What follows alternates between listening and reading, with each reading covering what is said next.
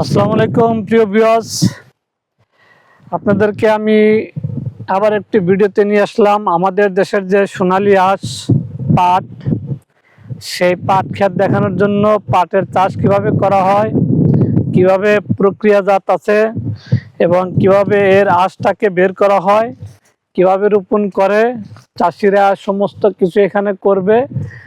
আর এই সমস্ত কিছুর ভিডিওগুলো আপনাদেরকে আমি দেখাবো। যারা শহরে এবং বাইরে থাকেন তারা তো দেখতে পারেন না, আমি এগুলো আপনাদেরকে পার্ট টু পার্ট দেখাবো। এইটা পুরাটাই একটা পাটের জমি, অনেক বিশাল এরিয়া দেখতে পারবেন। আস্তে আস্তে চোখ যত দূর যায় তত দূর এগুলো পাটের জমি, খুব সুন্দর। আমি আপনাদের সামনে উপস্থাপনা করেছি। যদি কোনো ভুল ত্রুটি হয়ে থাকে তো আমাকে মাফ করবেন। এই পাট আস্তে আস্তে যখন বড় হবে, তখন এই বড় হওয়ার পরে পাটটা যখন কাটবে, সেই কাটার পরে যে পানিতে ভিজাবে, পানিতে ভিজানোর পরে পচন ধরবে, পচনের পর যে আঁশটা বের হবে, সেই আঁশ পর্যন্ত আপনাদেরকে দেখাবো কেমনি করে শুকায় এবং শুকায়া বাজারজাত করে, সে পর্যন্ত আপনাদেরকে দেখাবো। তো আমার এই চ্যানেলটা আপনারা সাবস্ক্রাইব করে রাখবেন। চ্যানেলটার নাম হচ্ছে MMI ডেলি ব্লগার। এই ইউটিউব চ্যানেলে আপনারা আমার সাথেই থাকবেন এবং চ্যানেলটা সাবস্ক্রাইব করে রাখবেন। তাহলে দেখবেন যে আমার প্রতিনিয়ত যে ভিডিওগুলো আছে আপনাদের সামনে চলে যাবে, আর আপনারা এগুলা দেখলে অনেকটাই স্বস্তিবোধ এবং আনন্দ পাবেন। কত সুন্দর, আমার খুব ভালো লাগছে। দেখেন একটা পাট ক্ষেত, এখানে বাতাসে বাতাসে দোল খাচ্ছে, একটা পাট আর একটা পাটের উপর লেগে যাচ্ছে, কিন্তু কারোর সাথে কারো হিংসা নাই, যেটা মানুষের মধ্যে আছে। মানুষ তো একজনের গায়ে একজন পড়া তো দূরের কথা, যদি একজনের জমিতে পা পড়ে তাহলে তাদেরকে হিংসা বিদ্বেষ শুরু হয়ে যায়। তো সাথে থাকবে।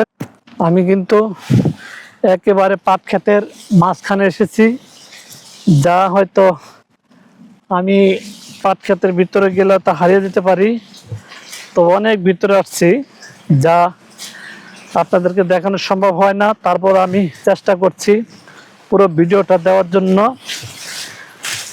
কারণ আপনারা তো দেখতে পান না যে পাটগুলা কত কষ্ট করে এরা চাষ করে।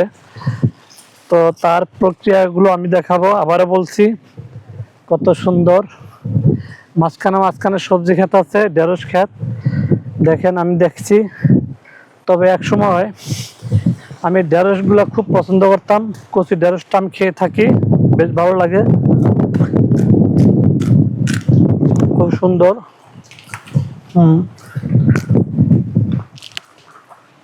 খুব সুন্দর।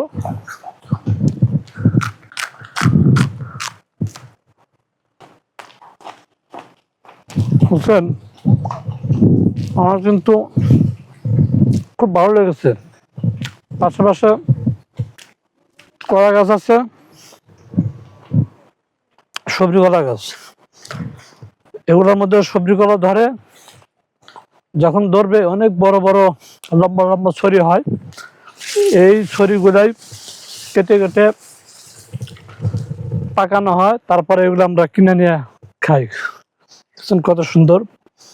তবে বন্ধুরা, এই পাট ক্ষেতের কথাই বলছি, যেহেতু আজকের ভিডিওটা পাট ক্ষেত নিয়ে এবং পাট আমাদের সোনালী আঁশ, সেইগুলা নিয়ে আপনাদের কাছে এই ভিডিওটা তুলে ধরছি।